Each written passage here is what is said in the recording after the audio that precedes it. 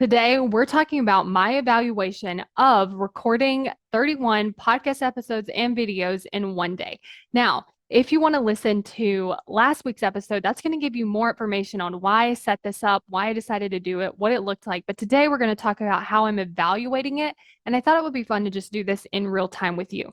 The first thing I want to say is the reason we want to evaluate is because it allows us to get so much smarter. So next time I do this, I'm going to be even more efficient. It's going to be easier because I'm actually taking time to evaluate this experience.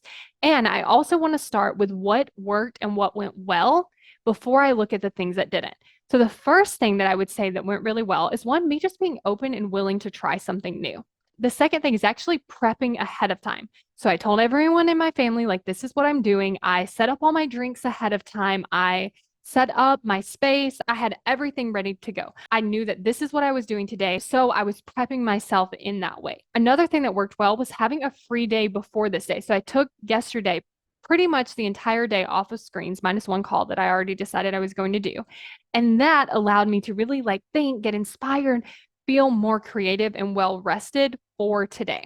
Another thing that worked was me actually stopping to take breaks before I needed them. So I didn't wait until I felt drained. I was like, okay, yeah, I'm going to stop and I'm going to take a break. Even though I felt like I could keep going, I wanted to continuously take breaks because I knew that I wanted to be able to keep up this energy, to keep up the flow longer. And so I needed to take breaks more frequently. And then another thing that worked was me being willing to continue to do it, even when my brain was like, let's stop. This is too much. We can't do this. Let's just stop. I was willing to sit with that and just keep going so that I could see what happens.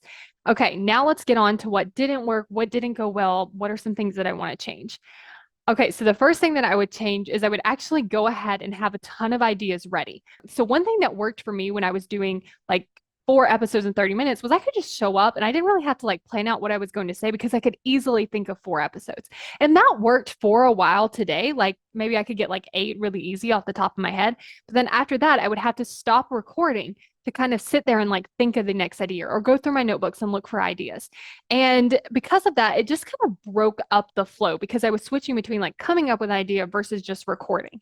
And so because that was happening is it slowed me down some. Now, again, it was fine and it was still a great process, but next time I'd like to just go ahead and have the 30 ideas. And then as I'm recording, I get a lot of inspiration and ideas then, and I can just add those to the list or record them next and not use all the ones off the list. So I think that will help so I won't be like switching so much. Another thing that I would like to change is I didn't really think about like charging my batteries for like my microphone or like getting a couple things set up like tech wise, like maybe clearing off anything open or there was a little bit of an issue with the light that I hadn't fixed ahead of time. And so those are some things that I just want to add to my list to just prepare for next time. Like, here's how I want to do these things. Here's what I do want to prep ahead of time. Like I said, I prepped a lot of things, but these were just things that I didn't think of. And so then from here, I can kind of create this plan. Like, I'm going to plan to do both of these things, come up with the ideas first, and then I'm also going to plan to like check these few little things that I didn't think of. And I also want to take a moment to just like celebrate what I've done because this is really important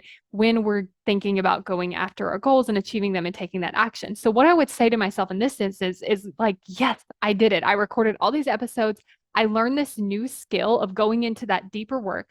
I know what's going to make it easier next time. I had a ton of fun and now I'm done. And I can trust myself that I'm not about to do a ton of other stuff because today this was the most important thing for me to get done.